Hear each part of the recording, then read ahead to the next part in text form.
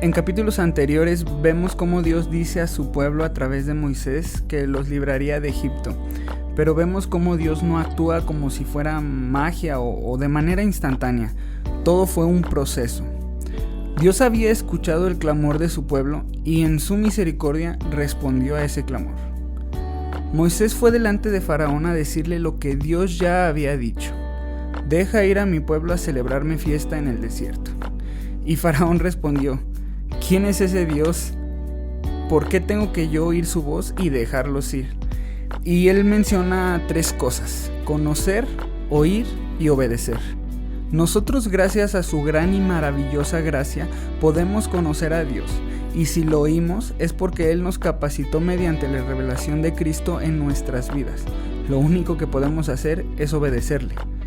Faraón tenía un poco de razón. Él no podía escuchar la voz de Dios y mucho menos obedecerlo. Pero Dios ha sido revelado a nuestras vidas. Entonces nosotros sí oímos su voz y por ende tenemos el privilegio de servirle y obedecerle. Nuestra obediencia es un resultado de la revelación de Dios a nuestra vida. Nuestra responsabilidad es dar fruto de esa revelación. En el versículo 3, Moisés le dice a Faraón: el Dios de los hebreos nos ha encontrado. Dios encontró a su pueblo en medio de su aflicción, en medio de su crisis. Él fue quien los encontró. ¿Cuántas veces nosotros nos hemos sentido sin salida? ¿Cuántas veces nosotros hemos estado incluso esclavizados en el pecado? Y Él es quien nos encuentra. Regocijémonos en eso. Él nos ha librado de la esclavitud y nos ha sacado de donde estábamos. Debemos de ser agradecidos y nuestro agradecimiento debe de dar un fruto. Un fruto de ese agradecimiento es el servicio.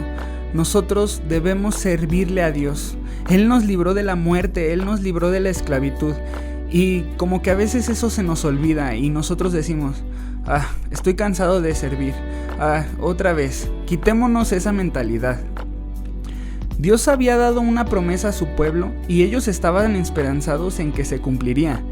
Ellos irían al desierto a celebrar fiesta, pero no todo fue fácil. Después de eso vino la crisis a causa de Faraón.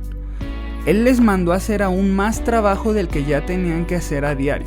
Ellos eran esclavos y no solo tenían que hacer ladrillos, ahora también tenían que buscar los materiales para poder fabricarlos. Porque para Faraón, el ir a celebrarle a su Dios era ociosidad. Para Faraón, el poder encontrarse con su Dios y el poder servirle a su Dios y el poder agradecer que Él había contestado su clamor era una pérdida de tiempo. El mundo va a pensar que cuando servimos a Dios somos ociosos. ¿Cuántas veces hemos escuchado: otra vez vas a orar? ¿Otra vez vas a leer la Biblia? ¿Otra vez vas a la congregación? Mejor haz algo productivo. No dejemos que eso apague nuestra pasión por servir a Cristo y de pasar tiempo en comunión con Él. La estrategia que Faraón usó para distraerlos de la promesa que Dios había dado fue darles más trabajo. Y esto no se me hace tan alejado de la realidad que vivimos hoy en día.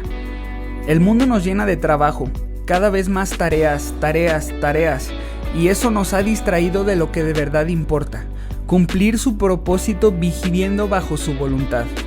El trabajo solo traerá ansiedad cuando lo hacemos de una manera vana o vacía, pero cuando todo lo que hacemos lo hacemos para Dios, damos gloria a su nombre. Debemos de confiar en la soberanía de Dios y ser diligentes en lo que nos corresponde. Él cumplirá lo que ha prometido. Cuando los israelitas vieron que todo el panorama se complicó a raíz de que Moisés habló con Faraón, ellos intentaron solucionarlo y fueron a negociar con los egipcios, pero esto solo trajo más aflicción. ¿Cuántas veces nosotros hemos intentado negociar con el mundo las cosas que Dios nos ha mandado hacer? Y qué gran error, porque Dios es quien nos socorra. A Él debemos de recurrir.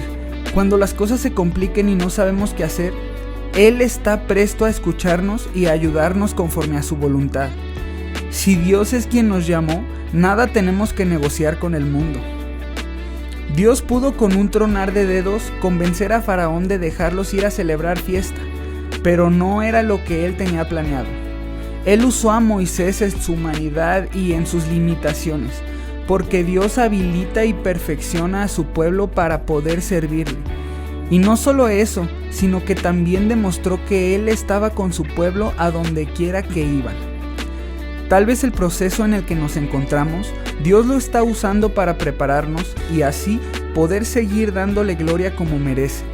Confiemos en que Él es soberano y a pesar de las situaciones que el mundo nos presente, cumplirá todo lo que en su palabra nos ha prometido.